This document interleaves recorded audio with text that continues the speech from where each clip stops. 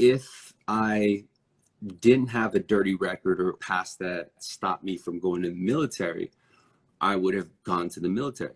And at that time, when people were getting shipped out because of the war with Iraq and against, retaliation of the terrorist attacks on the Twin Towers, a lot of people were dying.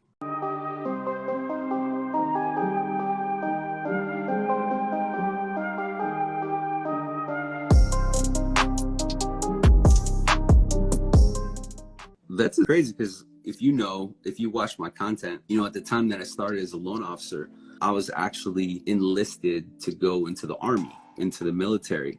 And the year was 2000. And so the reason why I couldn't get shipped out was because I had a dirty record, right? Like my past, I had court cases, I had a couple of warrants. There's a lot of stuff I had to clear up. And so I had to clear those up. And it took me about 9 months to clear it up before they could ship me out. Because I went through everything from physical to going to MEPS, which is a location here in Los Angeles, and getting down to a point where you do everything but the swearing.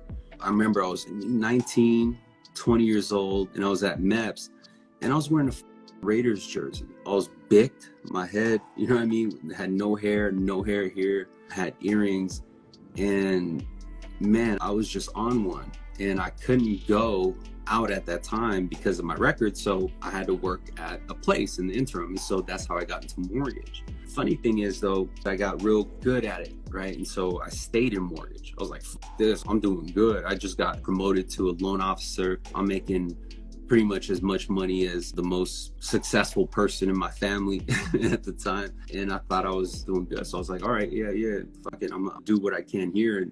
And the reason why I was even going through this is because I was having my first kid. And, I wanted to make sure that they didn't experience what I went through. And so, my first thing was to go into the military, but I couldn't because of my record, right? So again, this is 2000. In the process of clearing my record, the 9/11 attacks happened. 9/11 is a terrorist attack that happened back in 2001.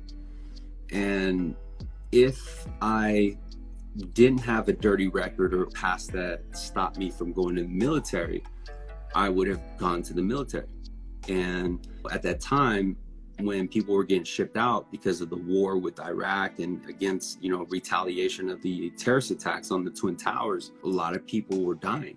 They were losing limbs and coming back. And it's crazy because I deal with them today, because I do, VA loans. And I look at their situation, even though the government takes care of them, they're still in a position where they are reliant on the government. And so here's the thing that I want you to think about. Number one is things happen for a reason. Number two is if this person risked their life for, their country, you would think that they would live better, but they're not. I'm gonna take care of them at the end of the day, but compared to how we live, it's almost not right. You know what I mean? Like this person was getting shot out by M16s and Talibans and jihads and, Dirks and shit. And I'm just some fucking knucklehead from, Long Beach, and I'm making 9 times more than you. Why? My living experience, my household, my county, my zip code, my fucking kids' school district. How is it that I have a better position than you if you dedicated your entire life, right, to the government or to the military?